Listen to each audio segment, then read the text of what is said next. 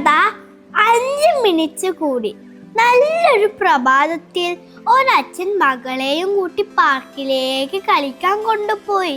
മറ്റു കുട്ടികളോടൊപ്പം കളിക്കുന്ന മകളെയും നോക്കി അദ്ദേഹം പുഞ്ചിരിച്ചു.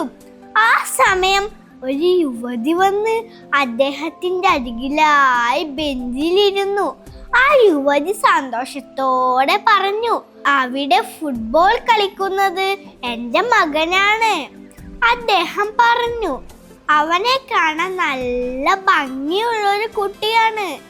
പിന്നെ അച്ഛൻ മകളുടെ നേരെ വിരൽ ചൂണ്ടി പറഞ്ഞു, അതെന്റെ മകളാണ്, സൈഡിൽ നിന്ന് താഴേക്ക് പറക്കുന്നു. കുറച്ച് കഴിഞ്ഞപ്പോൾ അച്ഛൻ മകളോട് വിളിച്ചു പറഞ്ഞു, മോളെ നമുക്ക് പോകാം, സമയം വൈകി. മകൾ പറഞ്ഞു, ഒരു 5 മിനിറ്റ് കൂടി കളിച്ചോട്ടെ അച്ഛാ. അച്ഛൻ സന്തോഷത്തോടെ സമ്മതിച്ചു. കുറച്ച് കഴിഞ്ഞപ്പോൾ അച്ഛൻ മകളോട് വീട്ടിലേക്ക് പോകാൻ ആവശ്യപ്പെട്ടു.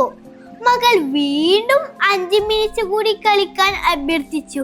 അപ്പോഴും സന്തോഷത്തോടെ സമ്മതിച്ചു. ഇത് കണ്ട യുവതി പറഞ്ഞു, നിങ്ങൾ വളരെ ക്ഷമയുള്ളൊരു രക്ഷിതാവാണ്. എനിക്കാണേൽ ദേഷ്യം വന്നിട്ടുണ്ടാകും.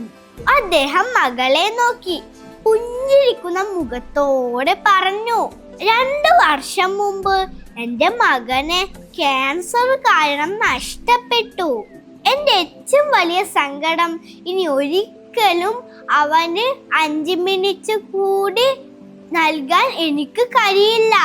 എത്ര ആഗ്രഹിച്ചാലും ആ 5 മിനിറ്റ് അവന് ചെലവഴിക്കാനും കഴിയില്ല.